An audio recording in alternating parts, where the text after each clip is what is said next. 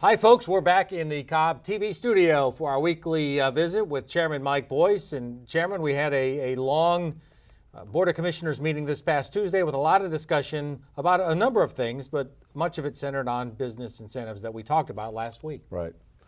Well, I think it's a good opportunity to use this session to show you some graphs that Commissioner Ott put together, which I thought very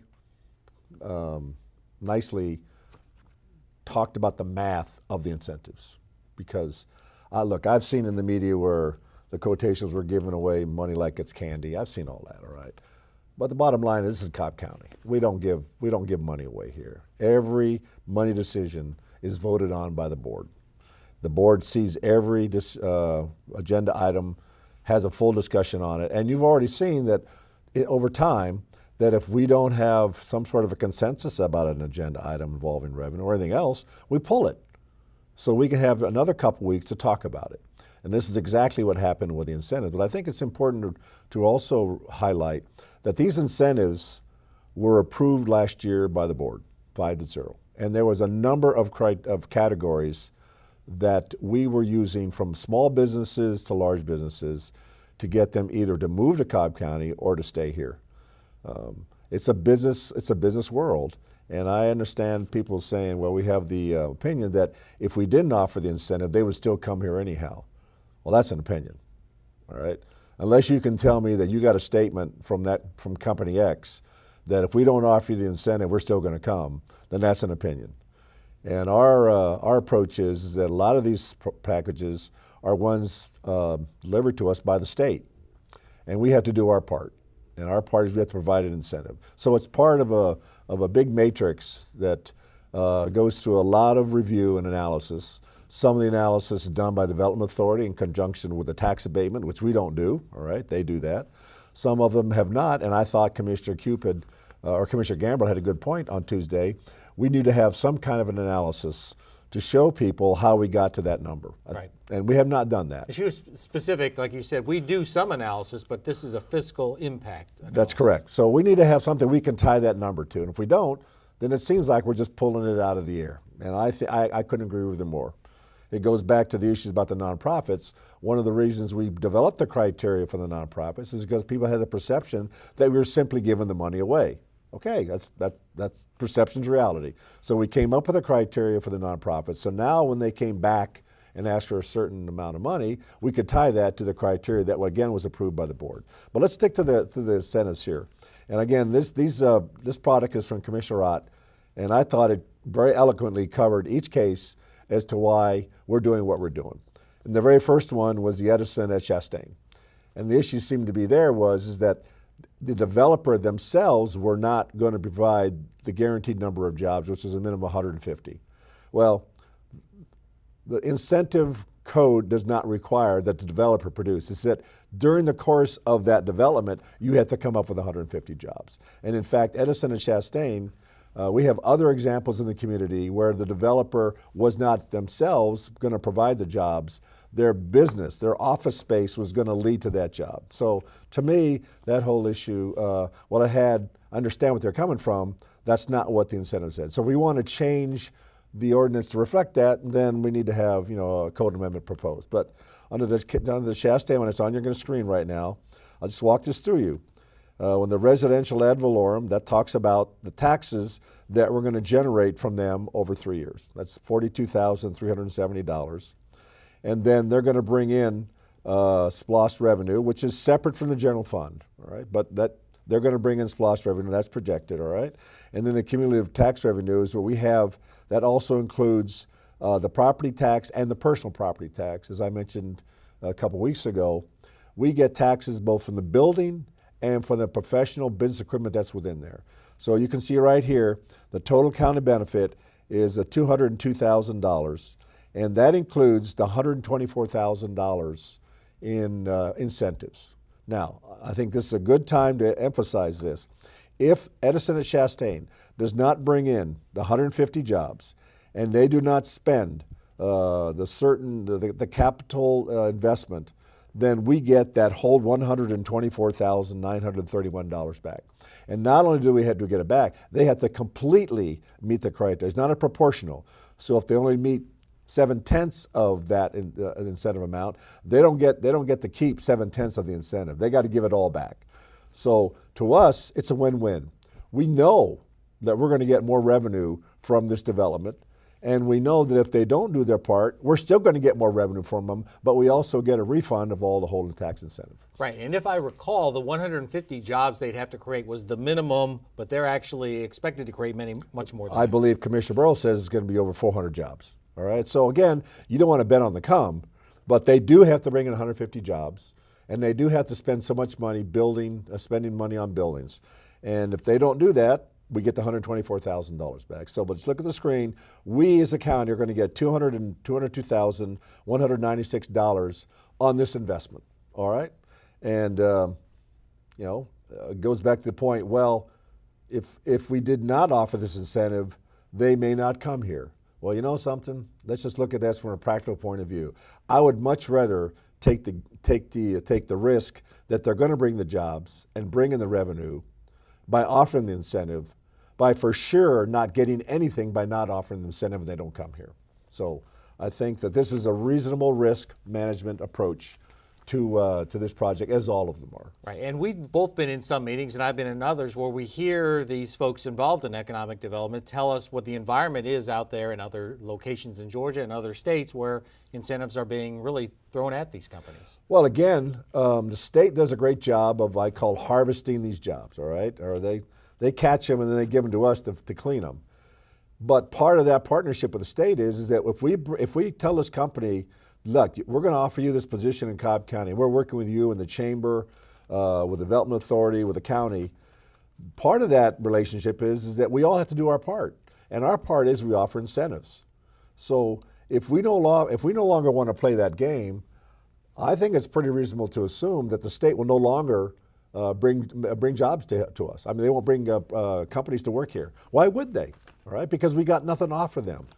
That's not the way the business world works. They're not doing this out of the kindness of their heart. Their purpose is to make money, and the way you make money is you have to make an investment. And I get that part in capitalism. There's no guarantee that you're going to get that investment back in the long term. But in this case here, we don't lose any money if they don't meet their criteria. We get the whole incentive back. And how is that checked? Every year we monitor every one of these companies. And you bring up another good point. We have over 113,000 businesses in Cobb County. I believe, if I saw the last, that there's about 20 companies right now that are being offered an incentive.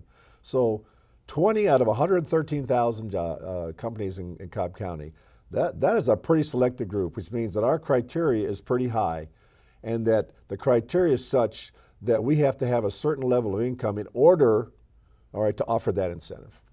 So, all right, the next one. Again, let's just go down the list here. Same thing, Brassfield Gorey. Yes, they're a company here in Cobb County, but one of the purposes of the intention is to also retain companies in Cobb County.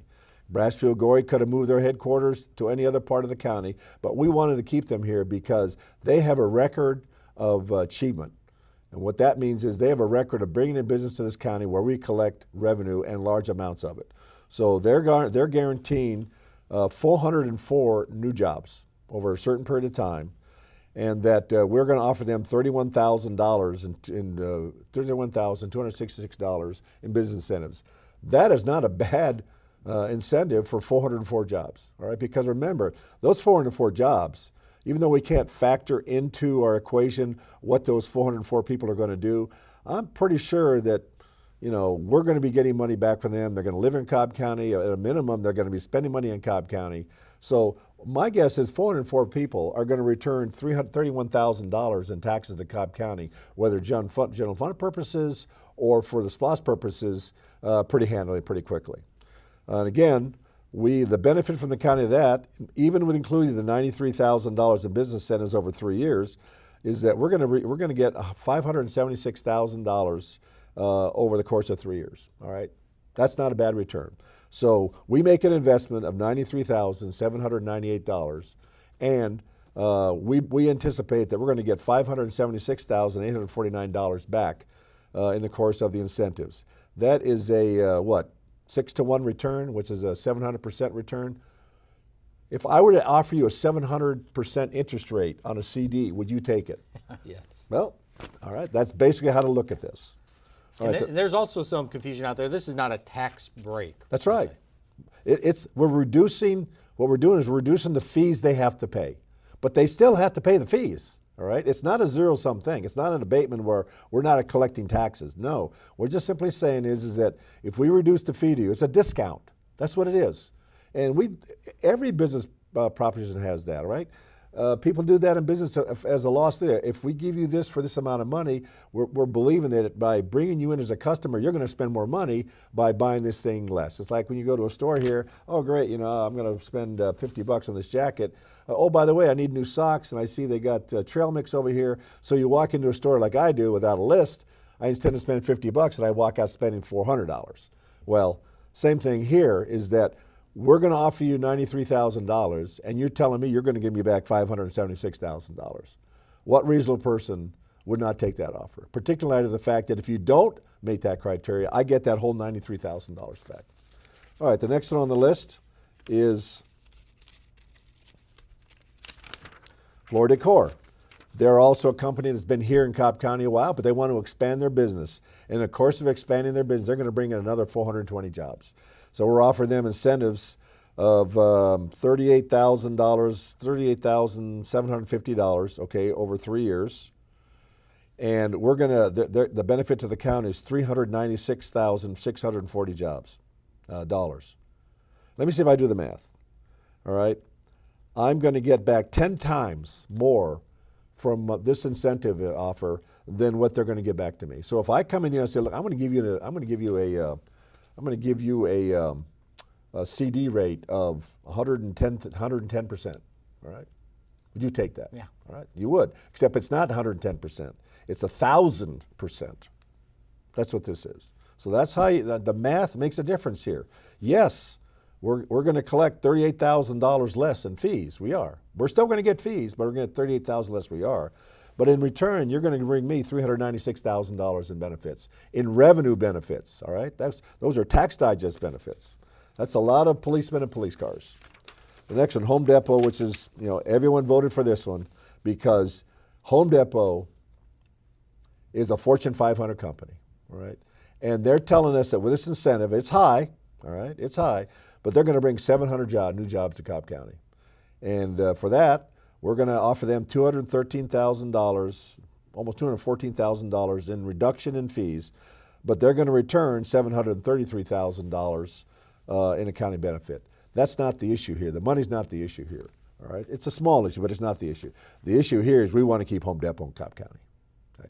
They are a legacy company that any county in America would be proud to have.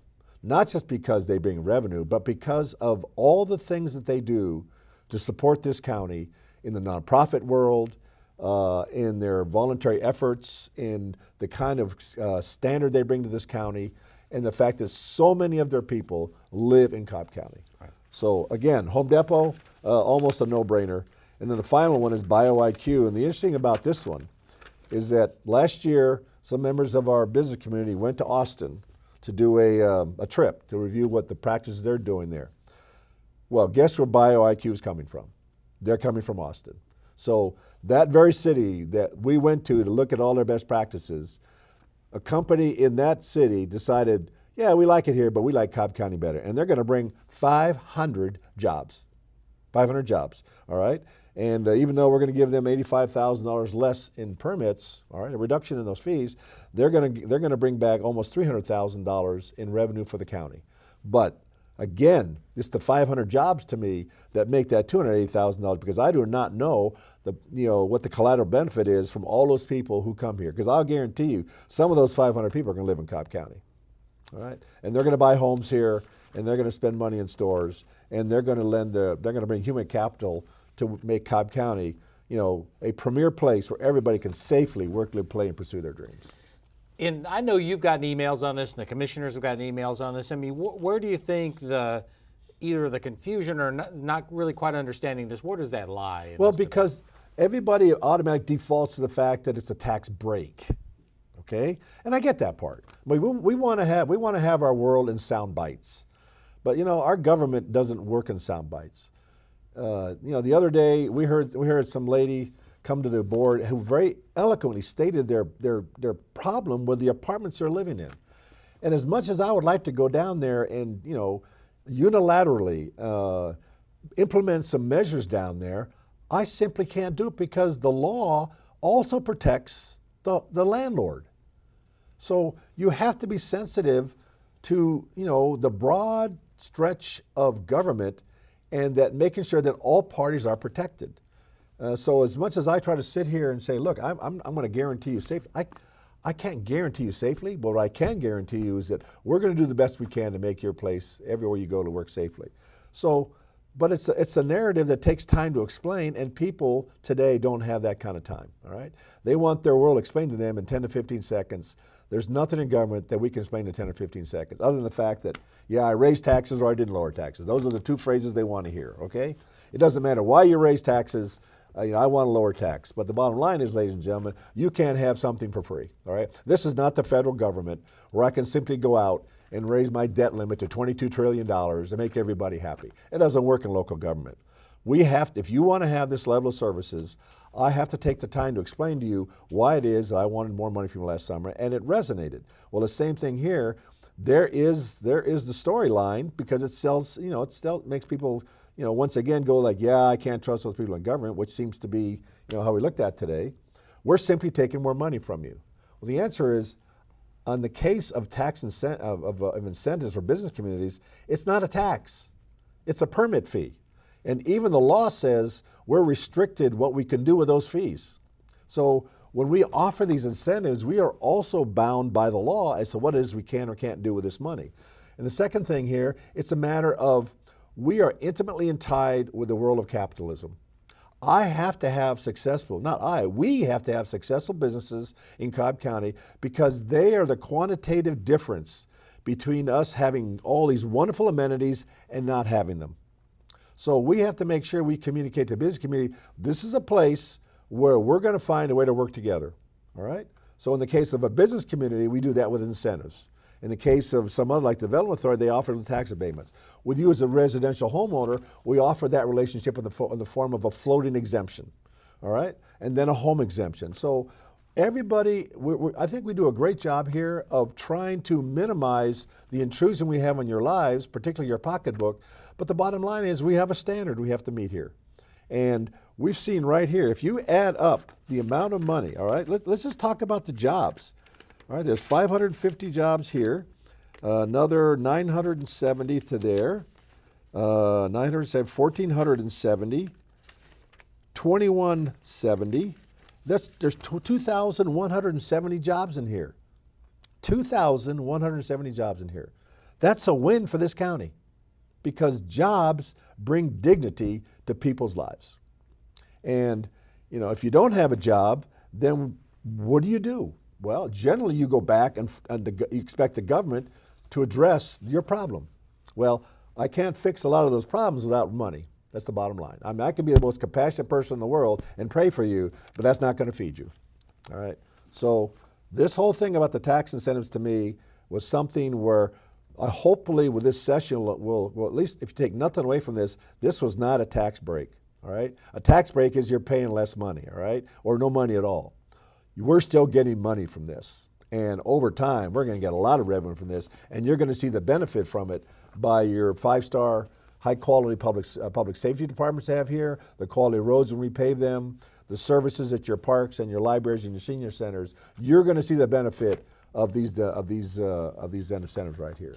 Well, that may be the topic, and you're talking about explaining in sound bites, or trying to explain in a larger sense. Mm-hmm. You're about to go out and do some town halls in the next few weeks here, where that could be a topic, and there's several other things that are on the agenda. Well, as you see from the chart here, we start to have the 16 town halls next month.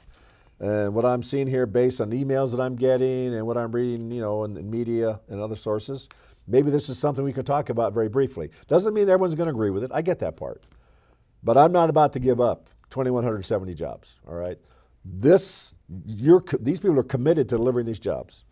And I haven't even mentioned how much we're going to get in revenue, all right, which is going to help us over time. If we bring in an additional tax digest, we could perhaps roll back the millage rate.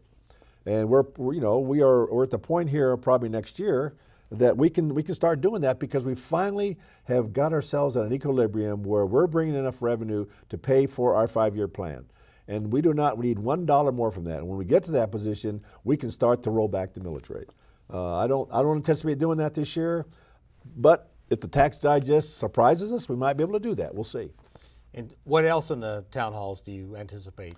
I think it's a great time to let them know what we did last year with the money that you worked with me to provide us, and also to show you what we want to do next year. So you're going to be seeing where your tax dollars in action and how they're going to substantive things. All right, these are not pie in the sky. These are not studies. These are not wish lists. These are actual practical programs that benefit your life directly every day in Cobb County. All right, and maybe touch on the road ahead for transit in these town halls. Well, that'll be the last part of it, because we are just at the first footstep of a very long journey in transit. Yeah, that's true. Well, again, look at the screen. We'll have all the dates up there, and you can, of course, go to our Facebook page and cobbcounty.org to get the dates, locations, and times for these town halls. And I guess we'll be back next week with more on what's going on in Cobb. I hope so. Yep, thanks. Thanks, Ross.